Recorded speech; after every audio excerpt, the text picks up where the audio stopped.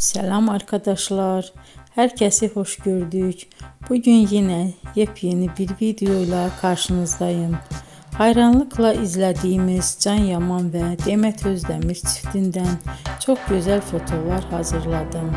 Onlar Erkenci Kuş dizisinde Can ve Sənem karakterlerine hayat vermiştiler ve herkesin beğenisini kazanmıştılar. Biz de sizler için onların özel fotolarını hazırladık.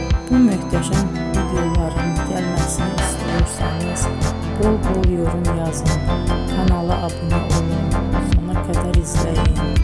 İzleyen herkese teşekkür ederim.